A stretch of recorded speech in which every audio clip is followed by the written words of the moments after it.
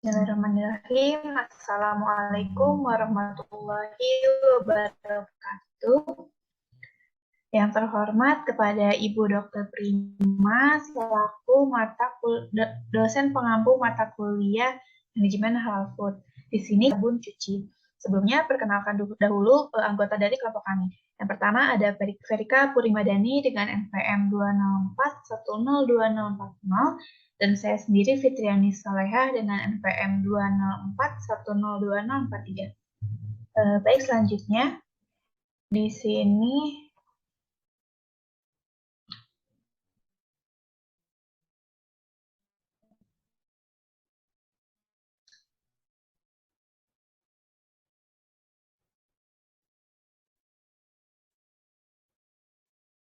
terdapat outline dari pembahasan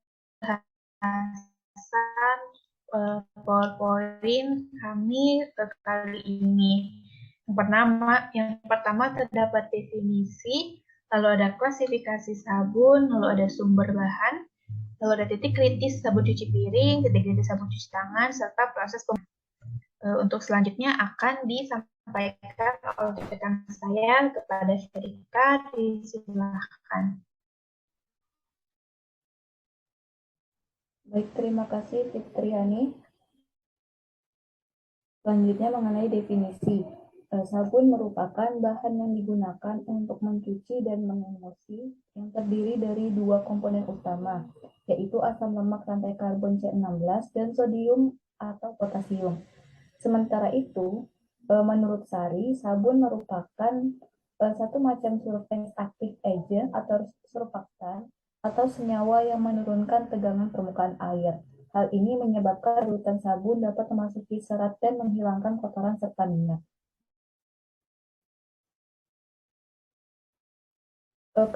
Selanjutnya mengenai klasifikasi sabun.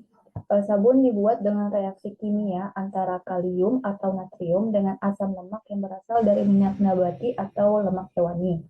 Sabun keras adalah sabun yang dibuat dengan NaOH yang secara fisik atau tingkat transparansinya itu diklasifikasikan menjadi sabun opaque atau tidak transparan, sabun translucent atau agak transparan, dan sabun transparan.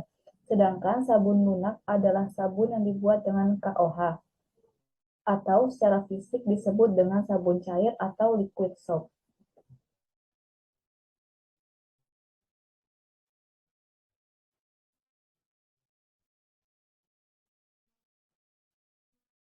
Menurut sumbernya, bahan-bahan yang digunakan untuk membuat produk sabun ada yang berasal dari alam, yaitu dari tumbuhan, hewan, dan mikroba. Kemudian ada sabun yang berasal dari sintetik kimia, serta dari bagian tubuh manusia. Kehalalan bahan tersebut bervariasi. Ada yang halal atau suci, ada yang haram atau najis, dan ada yang meragukan atau syubhat, yang status kehalalannya akan ditentukan oleh para ulama.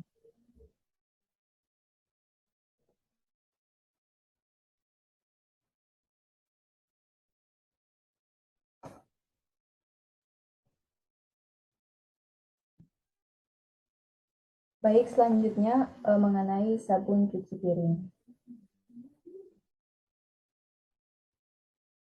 Mohon maaf sebelumnya, meskipun ada banyak contoh sabun cuci halal seperti Sunlight, Ekonomi, Mama Lemon, Sahaja, dan sebagainya, kami tidak menemukan sama sekali bahan sabun cuci yang valid atau rata-rata di internet itu bahan dan proses pembuatan yang dijual secara eceran saja. Jadi kami mengambil proses pembuatan sabun dari jurnal yang kredibel.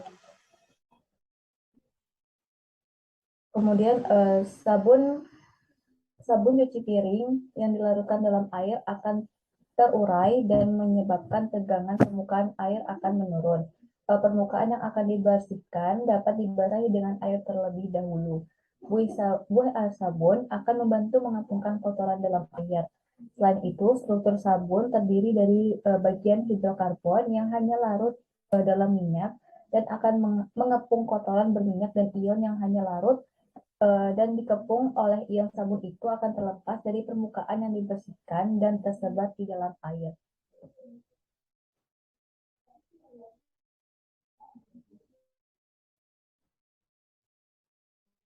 Proses pembuatan sabun cuci piring yang pertama itu bahan-bahan itu ditimbang dan komponen formula dipanaskan seperti aquades pada suhu kisaran 60 sampai 90 derajat Celcius. Bahan seperti natrium lauryl ethyl sulfat, Na sulfat, dan aquades yang 50% itu basis produksi diaduk dengan homogenizer hingga homogen. Kemudian dilarutkan BHT ke dalam etanol 96%. Kemudian dilarutkan bentonite kaolin ke dalam aquades hingga homogen. Kemudian ditambahkan natrium klorida, kokamidopropil betain, kokamid deitanolamin, dan dinatrium etda secara berturut-turut dan diaduk hingga membentuk massa yang homogen ke dalam Mi campuran yang sebelumnya. Kemudian ditambah M2 campuran yang kedua dan M3 ke dalam Mi1. Kemudian diaduk dengan homogenizer hingga kesediaan menjadi homogen. Kemudian ditambahkan parfum dan sisa aquades sedikit demi sedikit sambil tetap diaduk. Kemudian dituangkan ke dalam kemasan dan dilakukan evaluasi.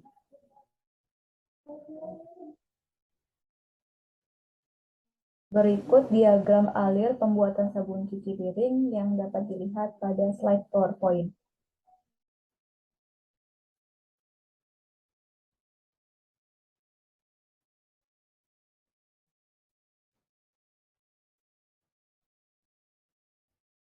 Homogenizer adalah salah satu alat laboratorium yang berfungsi untuk melakukan homogenisasi terhadap larutan.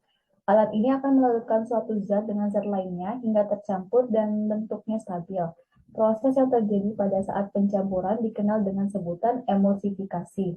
Emulsifikasi ini akan mencampurkan larutan hingga ke dalam bentuk yang stabil.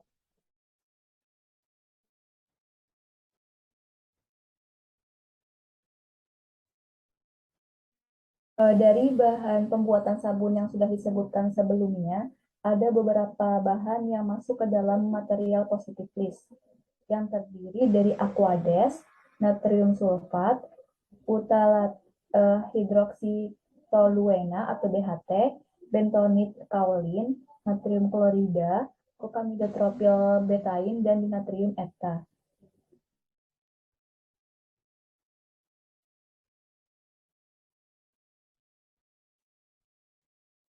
Untuk titik kritis sabun cuci piring, yang pertama ada kokoamid dietanolamid, di mana kokamid dea ini merupakan dietanolamid yang dibuat dengan mereaksikan campuran asam lemak dari minyak kelapa dengan dietanolamin yang berfungsi sebagai pengemulsi dan peningkatan viskositas, yang digunakan sebagai pengental dalam sediaan surfaktan. Kokoamid juga merupakan zat yang dapat menurunkan tegangan permukaan atau disebut surfaktan, digunakan sebagai peningkat kualitas foaming, serta menstabilkan busa. Status kehalalan bahan ini adalah halal. Bahan selanjutnya ada natrium lauryl ether sulfat, di mana natrium lauryl ether sulfat ini adalah anion yang digunakan di industri farmasi yang terbuat dari campuran senyawa sintetik kimia dengan asam laurat, di mana asam laurat adalah lemak jenuh rantai panjang yang dapat ditemukan secara alami pada minyak kelapa atau minyak sawit, yang memiliki bentuk pasta kental berwarna putih atau kuning cerah, tidak berbau, dan hampir tidak larut dalam air. Status kehalalan bahan ini adalah halal.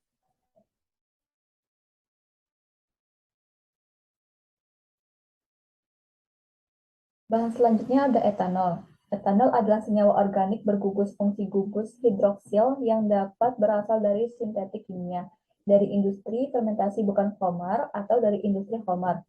Etanol yang berasal dari industri Homer statusnya itu haram atau najis dan tidak dapat digunakan untuk produksi kosmetik seperti sabun. Alkohol atau etanol yang boleh digunakan sebagai pelarut dari bibit parfum ini adalah alkohol hasil sintetik kimia atau alkohol hasil fermentasi bukan Homer. Maka status kehalalan bahan ini adalah syubhat.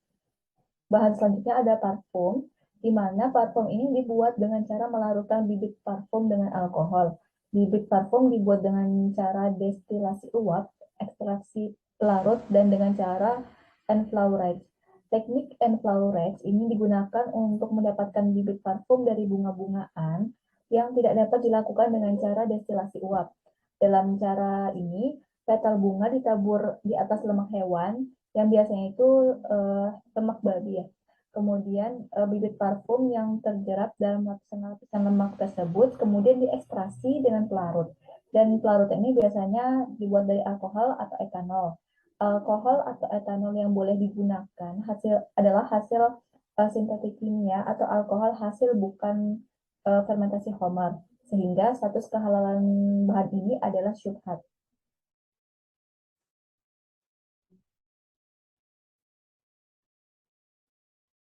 Sekian penyampaian materi dari saya kembalikan kepada moderator.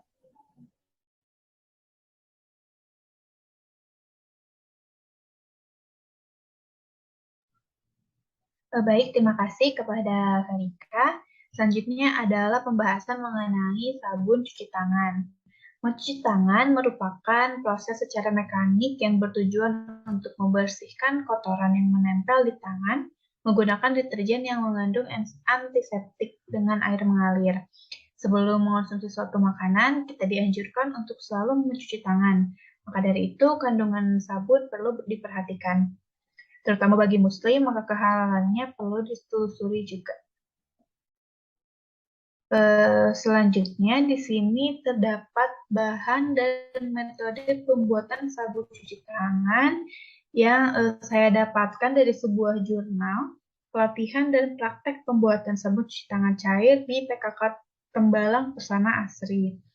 Di dalam jurnal tersebut terdapat bahan dan metode pembuatannya yang dimana bahan yang digunakan itu ada HEC atau hidroksi etil selulosa sebanyak 2 gram, lalu ada Texapon 70 sebanyak 125 gram, lalu ada NaCl 20 gram, ada Camperland CDE 10 cc, lalu ada citrit asid atau asam sitrat sebanyak 2 gram, lalu ada sodium benzoat 2 gram, sanesol 2 mili atau 2 cc, lemon aroma atau tergantung selera sebanyak 3 mili, pewarna merah sebanyak 1 gram, dan air sebanyak 850 mili. Metode pembuatannya yaitu dengan menambahkan air dengan HEC, lalu ditambahkan dengan NaCl. Kemudian diaduk sampai larut. Setelah itu masukkan Texapon 70, lalu diaduk kembali sampai rata. Setelah rata, kemudian ditambahkan dengan Camperland CDE, diaduk rata kembali, lalu dimasukkan air sebanyak 650 mili yang ditambahkan sodium benzoat. Lalu ditambahkan asam sitrat, lalu ditambah sanisol dan pewarna. Kemudian diaduk sampai homogen. Dari bahan-bahan yang tadi sebelumnya disebutkan, terdapat bahan-bahan yang masuk ke halal positive list of materials. Yang pertama itu ada HEC atau hidroksietil selulosa, lalu ada NaCl, lalu ada Camperland atau cocamidopropylbetaine yang terbuat dari minyak kelapa, lalu terdapat sodium benzoat di mana asam benzoat dan natrium benzoat dan natrium hidroksidanya itu masuk positif list. Lalu ada sanisol atau benzalkonium klorida. Selanjutnya terdapat di sini titik kritis dari bahan sabun cuci tangan yang telah disebutkan tadi. Yang pertama itu ada Texapon. Senyawa ini merupakan surfaktan yang berfungsi sebagai penurun tegangan permukaan sehingga sabun cuci tangan memiliki cleansing power yang kuat. Lalu senyawa ini merupakan turunan lemak, sehingga titik kritis kehalalannya adalah syubhat, berdasarkan dari sumber lemaknya tersebut. Selanjutnya ada asam sitrat. Bahan ini berfungsi sebagai pengkelat mineral dan pengatur keasaman atau pH. Asam sitrat ini dapat diperoleh melalui proses biotransformasi oleh mikroorganisme, sehingga media pertumbuhan mikroorganisme inilah yang menentukan status kehalalan asam sitrat ini. Media pertumbuhan mikroorganisme harus terbebas dari zat yang haram dan najis. Status kehalalannya adalah syubhat. Lalu selanjutnya terdapat aroma atau parfum yang digunakan. Aroma ini berfungsi sebagai pemberi aroma yang terdiri dari banyak senyawa, sehingga perlu ditelusuri sumbernya satu persatu sampai diperoleh status kehalalan yang jelas. Bahkan untuk produksi parfum halal di industri, parfum harus dipisahkan fasilitas produksinya dengan produksi senyawa aroma babi maupun khamar. Selain itu, aplikasinya di industri produk parfum yang berbeda kode pun bisa saja memiliki status kehalalan yang berbeda. Selanjutnya ada pewarna. Bahan ini berguna untuk memberikan kesan yang menarik. Umumnya pewarna yang digunakan adalah pewarna sintetis. Tetapi dengan perkembangan teknologi, pewarna juga dapat berstatus syubhat atau meragukan bila pada bahan pewarna tersebut ditambahkan bahan-bahan aditif seperti antioksidan, pengemulsi, penstabil, dan karir solvent. Bahan-bahan aditif tersebut harus jelas kehalalan sumber dan proses produksinya.